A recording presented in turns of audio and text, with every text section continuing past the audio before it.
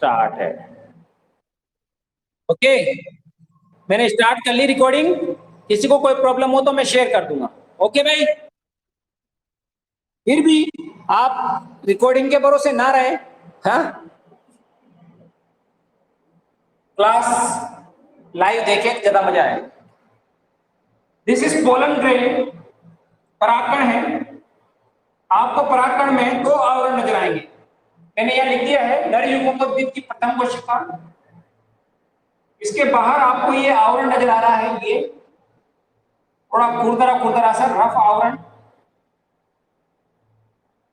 This is rough and designated, ornamented, जैसे कहते हैं अपन डिजाइनेटेड आवरण है बाहर वाला।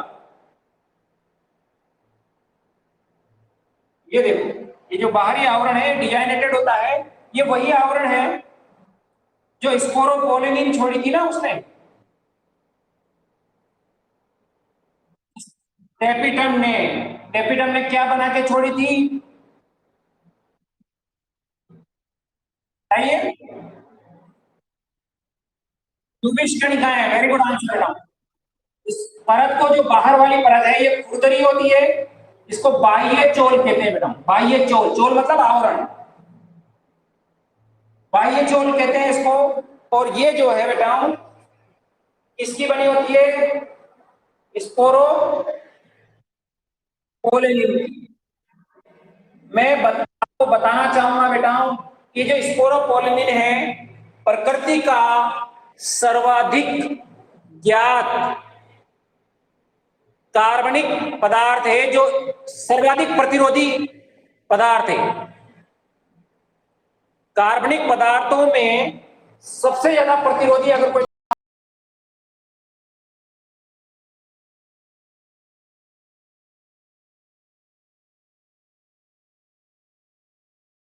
कार्बनिक पदार्थों में अगर सर्वाधिक प्रतिरोधी अगर कोई पदार्थ है तो वो स्पोरोपोलिनिन है। आज तक ऐसा कोई एंजाइम नहीं बना ऐसा जो इसको नष्ट कर सके, इसको गला सके। स्पोरोपोलिनिन को प्रबल से प्रबल अम्ल, प्रबल से प्रबल क्षार, प्रबल से प्रबल लवण इस स्पोरोपोलिनिन पर काम नहीं करते, इसको नष्ट नहीं कर सकते। और यही कारण है कि जब परागकण कभी भी कहीं भी मिलेंगे आपको तो वह हमेशा सुरक्षित अवस्था में ही मिलेंगे, खराब नहीं होते हैं परागकण। क्या कारण है कि परागकण के जो जीवाश्म होते हैं, परागकण अंदर का परागकण मर जाएगा पर बाहर के आवरण की वजह से परागकण नष्ट नहीं होता है। अंदर का जीव द्रव्य मर जाएगा क्योंकि उसकी आयु निश्चित है, जीवित पदार्थ है। और बाहर वाला जो स्पोरोपोलिनिन है ये कभी खराब नहीं होता है, कभी खत्म नहीं होता है, क्योंकि कोई ऐसा एंजाइम ही नहीं है जिसको निम्नीकृत कर सके, उसको नष्ट कर सके। इसलिए परागकणों के जो जीवाश्म है वो हमेशा सुरक्षित अवस्था में मिलते हैं, संरक्षित अवस्था में मिलते हैं। Why? Because of sporopollenin. अब ये स्पोरोपोलिनिन क्या है, अंदर की बात जान लीजिए। ये स्पोरोपोलिनिन केराटिनोइड्स का बहुलक होता है। मैंने नोट्स में नहीं भेजा है आपको। केराटिनोइड्स का बहुलक है, केराटिनोइड्स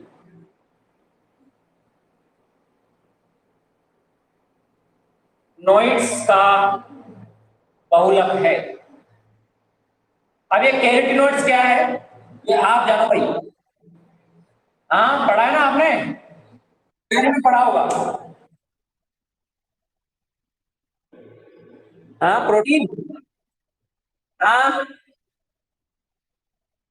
ध्यान दे, तैयारी में पढ़ा है, बहुत ध्यान दीजिएगा। कैरोटीनॉइड्स ये एक प्रकार के वर्णक होते हैं, पिगमेंट्स होते हैं। उसका बहुलक है स्पोरोपोलिनिन। बाह्य चोल इसी की बनी होती है। ये डिजाइनेटेड होती है, देखो देखने पे दिख रही होगी आपको, डिजाइनेटेड दिख रही है। कुछ स्थान ऐसे होते हैं जहां पर ये स्पोरोपोलिनिन नहीं है, दिख रही है आपको स्थान। ये स्थान जनन छिद्र कहलाते हैं मेरे बेटा। ये स्थान जनन छिद्र जर्म पोर कहलाते हैं। मतलब ये परत कंटिन्यूअसली नहीं होती है, इसमें कुछ स्थान छूटे हुए होते हैं, वो स्थान जनन छिद्र कहलाते हैं। ठीक है, जनन छिद्र वो जगह है जहां पर स्पोरोपोलिन नहीं है या कहे बाह्य चोल नहीं है। ठीक, आगे बढ़ रहा हूं। परागकण की जो अंदर वाली परत है, ये दिख रही है आपको, वो लचीली होती है और कंटिन्यूअस होती है, कहीं पर भी छेद नहीं है। देखो पूरी आवरण है, एक सार है पूरी, कहीं पर भी ऐसे नहीं है कि वहां पर अंदर वाली परत ना हो। ये अंदर वाली परत होती है, इसको अंतःचोल कहते हैं। अंत मतलब अंदर वाली, और ये बनी होती है पेक्टिन और सेलुलोज। पेक्टिन प्लस सेल्यूलोज, पेक्टोसेलुलोज की बनी होती है मेरे को। अंदर वाली परत पेक्टिन सेलुलोज की बनी होती है, बाहर वाली परत स्पोरोपोलिन की बनी होती है। इसके कोशिका द्रव्य में, ये अंदर कोशिका द्रव्य भरा रहता है, कोशिका द्रव्य में आपको एक लार्ज रस मिलेगी रिक्तिका। प्लांट सेल है तो प्लांट सेल में तो रसदानी मिलती ही है, और बड़ी इसके अलावा इसमें एक केंद्रक मिलता है। अब मुझे बता दीजिएगा, केंद्रक है, इस केंद्रक में गुणसूत्रों के एक सेट होगा या दो सेट होंगे या दो से अधिक सेट होंगे? गुणसूत्रों का केवल एक सेट होगा। शाबाश बेटा, एक ही सेट पाया जाएगा, मतलब ये केंद्रक कैसा होगा? अगुणित। शाबाश भाई, तो ये परागकण की स्ट्रक्चर है।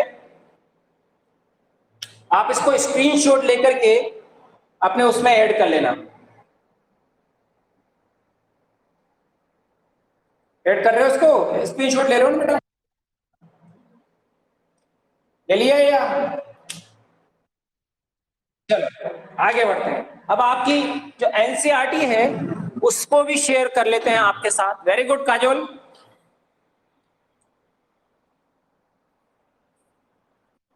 आपकी जो एनसीईआरटी है वहां पर भी ये लो फोटोज भेजते हैं आपके, जो मैंने नोट्स में भेजा है।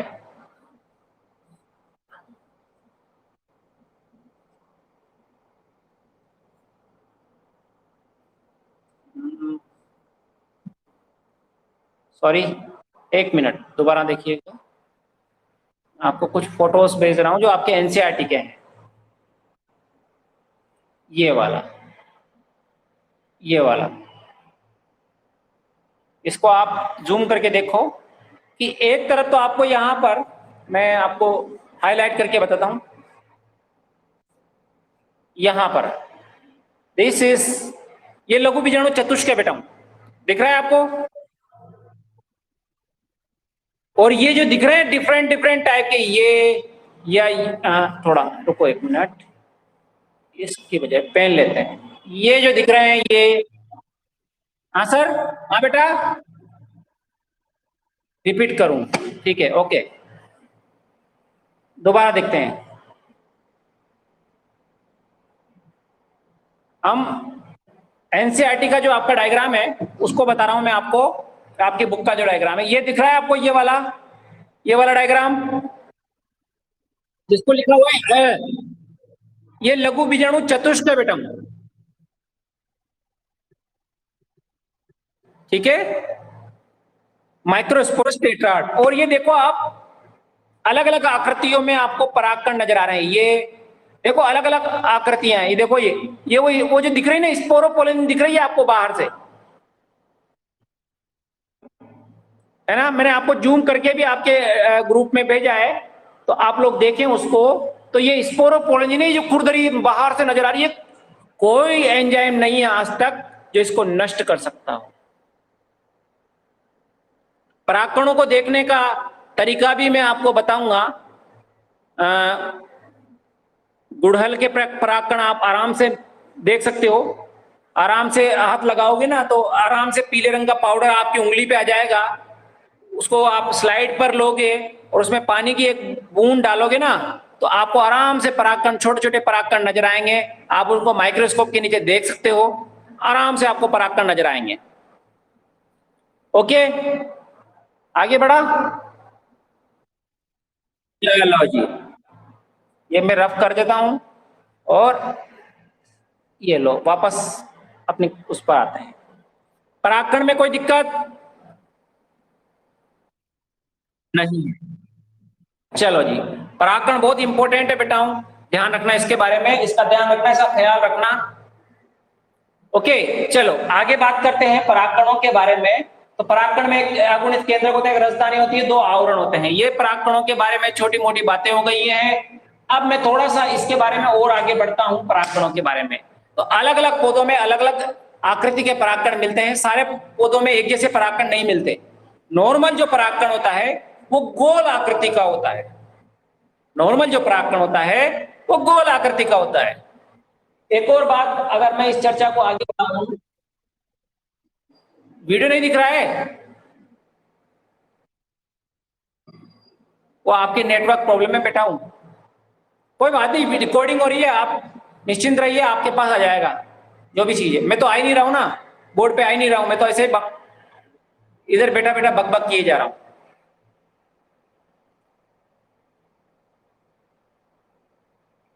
चलिए, हाँ क्या बोल रहा था आपने, दिमाग से निकल गया। परागकणों के बारे में हम बात कर रहे थे। तो अलग अलग जाति के पराग पौधों में अलग अलग टाइप के परागकण होते हैं। परागकणों को नर युग्मकोद्भिद की पहली कोशिका भी माना जाता है। ये बात तो आपको समझ में आ गई होगी, क्यों माना जाता है, क्योंकि यहीं से अगुणित पीढ़ी स्टार्ट हुई है। दूसरी बात है कि परागकणों का जो अध्ययन करते हैं, परागकणों के अध्ययन को पेलिनोलॉजी कहते हैं बेटा। क्या बोलते हैं? पेलिनोलॉजी। इसको हटा दूं? परागकणों के जो अध्ययन है उनको पेलिनोलॉजी कहते हैं। पराग विज्ञान हिंदी में बोलते हैं, पराग विज्ञान, याद रह जाएगा हिंदी में, पराग विज्ञान। चलो आगे बढ़ते हैं। जो पौधे जिनमें कीट परागण होता है, कीट परागण का मतलब होता है जिनमें परागण की क्रिया कीड़ों द्वारा होती है,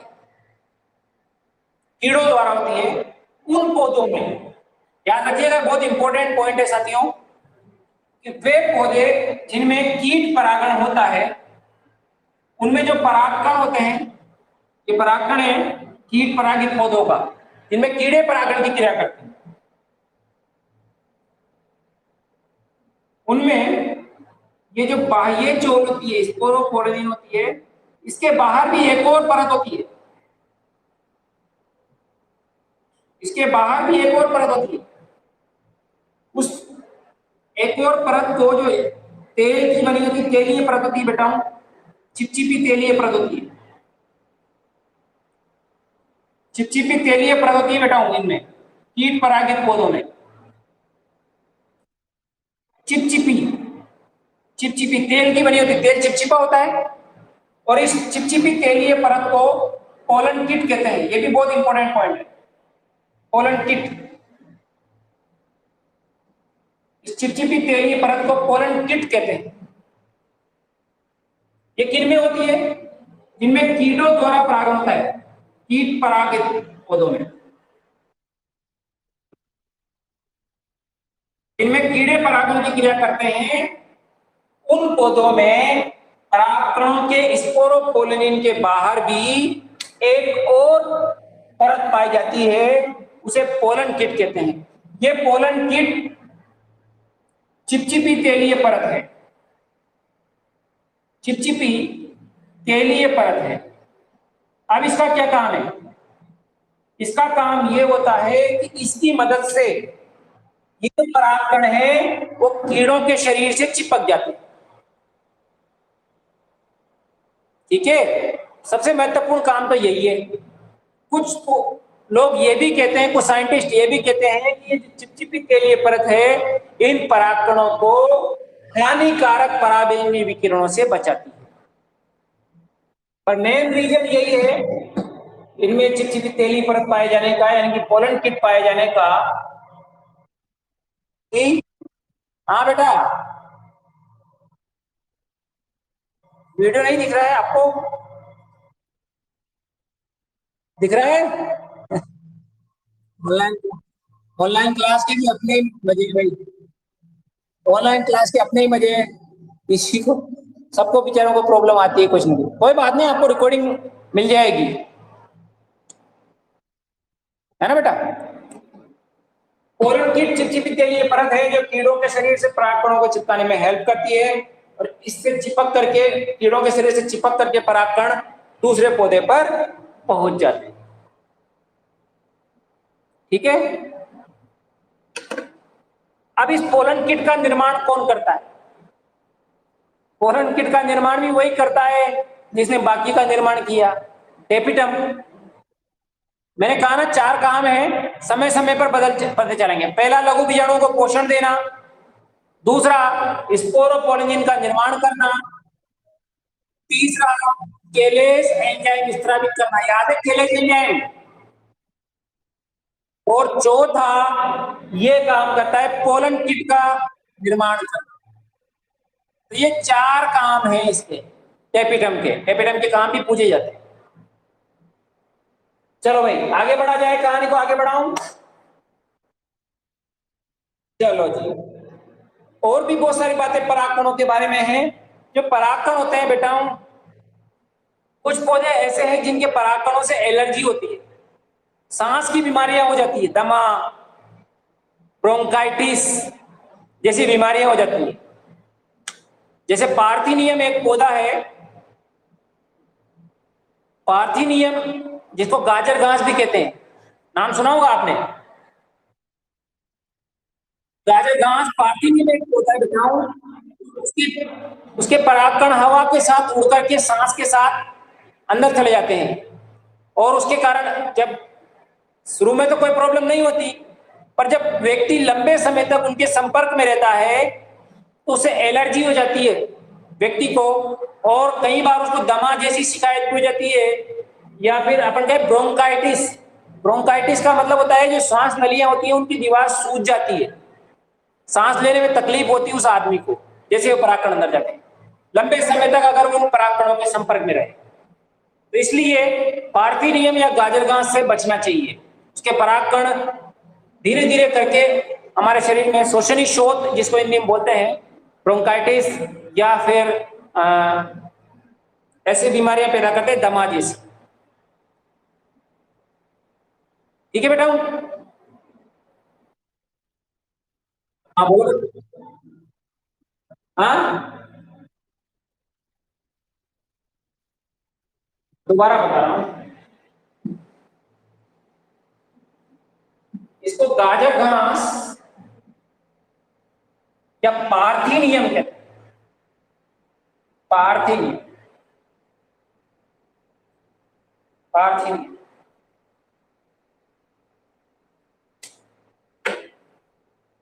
ठीक है। अब इसको भी मैंने जब मैं पढ़ता था तो मैंने ट्रिक जोड़ी, यार इसको कैसे याद करें। तो इंडिया की टीम में एक खिलाड़ी आया था पार्थिव पटेल, नाम आपने नहीं, बहुत समय पहले। वो बहुत बोर करता था यार, वो बैटिंग करता था, बहुत बोर करता था। मैं टीवी बंद कर देता था, मैंने कहा अरे आएगा टुचुक टुचुक टुचुक, बैटिंग तो करता नहीं ढंग से, और टुचुक टुचुक बैटिंग करता है। तो मुझे उससे एलर्जी हो गई थी, जैसे पार्थिव पटेल आएगा मैं टीवी बंद कर दूंगा। समझ गया क्या? क्या पैदा करते हैं ये? पराग एलर्जी। पार्थिनियम, पार्थिव पटेल से जोड़ा था मैंने, तो आप भी इससे ट्रिक से याद कर सकते हो। पराग एलर्जी पैदा करते हैं इसके पराग। आया समझ में? ये केवल समझाने के लिए है, ये केवल समझने के लिए बेटा हूं, ऐसा कुछ भी नहीं है कि भाई पार्थिव पटेल देखते हैं मुझे एलर्जी होती है, केवल अपन ट्रिक है याद करने के लिए। चलो और बातें कर लेते हैं। परागकण बुरे ही नहीं है, केवल पार्थिनियम के परागकणों को देख करके आप कह दो कि ना यार सब पौधों के परागकण बहुत खराब होते हैं, है ना, नहीं एलर्जी हो जाती है, सांस की लेने में तकलीफ होती है, ऐसा नहीं है। सभी पौधों के परागकण बुरे नहीं होते हैं। इवन मैं कहूंगा परागकण तो बहुत पौष्टिक होते हैं और प्रोटीन की बहुत प्रचुर मात्रा होती है इनमें। इसीलिए जो वेस्टर्न कंट्रीज है वहां पर इनकी बनी दवाइयां, गोलियां मार्केट में बहुत ज्यादा उपलब्ध है। जो सूखड़े लोग होते हैं, सूखड़े समझ गए ना, सूखड़े समझ गए, हाँ, दुबले पतले लोग होते हैं, उनको अगर उनमें बॉडी बिल्डिंग के लिए जो लोग चाहते हैं कि यार उनका मेरे तो बॉडी दिखता ही नहीं है, बहुत सारे लोग होते हैं कि यार मेरा तो दुबला पतला शरीर है, मेरा दिखता ही नहीं हो रहा, तो वो उन लोगों को पराग कण से बनी दवाइयां, गोलियां, सिरप दे दी जाती है ताकि उनकी बॉडी बिल्डिंग अपने आप।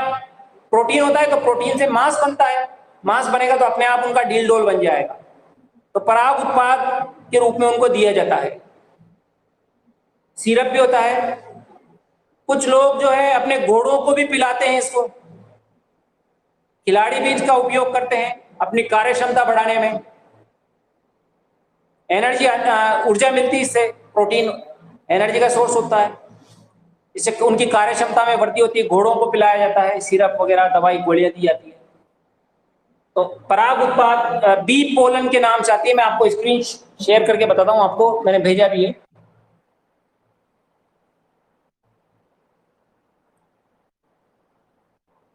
ये आपके स्क्रीन पर आपको नजर आएगा, ये देखो, दिख रहा है आपको, ये प्रोडक्ट्स नजर आ रहे होंगे आपको, ये गोलियां वोलियां देख रहे होंगे आप लोग। तो ये पोलन उत्पाद हैं जो आपको पश्चिमी देशों में बहुत काम में लिए जा रहे हैं। ये खिलाड़ी भी इनको बहुत काम में लेते हैं। जैसे फास्ट बॉलर है कोई, जिसको बहुत तेज गेंदबाजी करनी है, थक गया बेचारा, 32 ओवर कर लिए, थक गया, फिर क्या है, तो ले लो ये गोली दवाई लो, है ना। समझ में आ गया ये? चलो ठीक है भाई, आगे बढ़ रहा हूं मैं। तो ये पराग उत्पाद हो गए। हाँ, कुछ पौधे होते हैं, कितना टाइम हो गया, टाइम 6:47 हो गया। आज की क्लास को यहीं तक रहने देते हैं ना, ठीक है। और पौधे भी हैं बेटा, एक पौधा है एम्ब्रोसिया, एक पौधा है एम्ब्रोसिया, एम्ब्रोसिया नाम का पौधा है, जिससे है फीवर होता है फीवर, है मतलब होता है भूसा, और फीवर मतलब होता है बुखार। इसके परागकण जो एम्ब्रोसिया जो पौधा है, एम्ब्रोसिया, एम्ब्रोसिया पौधे के परागकणों से है फीवर होता है। हाँ बेटा, थोड़ा रुको रुको रुको रुको, ये देखो आप, थोड़ा ऊपर लिखता हूं मैं, चलो सॉरी। एम्ब्रोसिया जो पौधा है, एम्ब्रोसिया, इस एम्ब्रोसिया पौधे के परागकणों से है फीवर होता है मतलब होता है भूसा। अब इसके परागकण जैसे अपन, सॉरी यार, ये मोबाइल फिसल रहा है। जैसे अपन आप लोग गांव से जुड़े हुए लोग हो अधिकांशतः, आप लोग भूसा देखते हो, आप जब उनको गेहूं को साफ करते हैं थ्रेशर में वगैरह में, तो वहां पर जब उड़ता है तो आंखों में आंसू आने लग जाते हैं, सांस फूलने लग जाती है, देखते होंगे आप लोग। ऐसा कुछ पौधे होते हैं, उनके परागकणों से भी ऐसे आंखों से आंसू आते हैं, सांसें फूलने लग जाती है और बुखार आ जाता है। एम्ब्रोसिया पौधे से के परागकणों की तरह होता है, इसको है फीवर कहते हैं, है फीवर। आप चाहो तो नोट कर सकते हो, क्योंकि नोट्स में नहीं भेजा है मैंने। है फीवर का कारण एम्ब्रोसिया पौधे के परागकण, ये आपके कोर्स में। हाँ, नहीं नहीं नहीं नहीं, मैंने नहीं देखा, पार्थिनियम तो देखा है, एम्ब्रोसिया नहीं देखा। ठीक है, हाँ, पार्थिनियम तो अपने तरफ। ये क्या है कि पार्थिनियम जो है गेहूं के साथ मंगाया गया था, गेहूं मंगाया था, विदेशों से उसके साथ आया था एक खरपतवार के रूप में, है ना बेटा। चलो आज की चर्चा को यहीं विराम देते हैं। Thank you, that's all.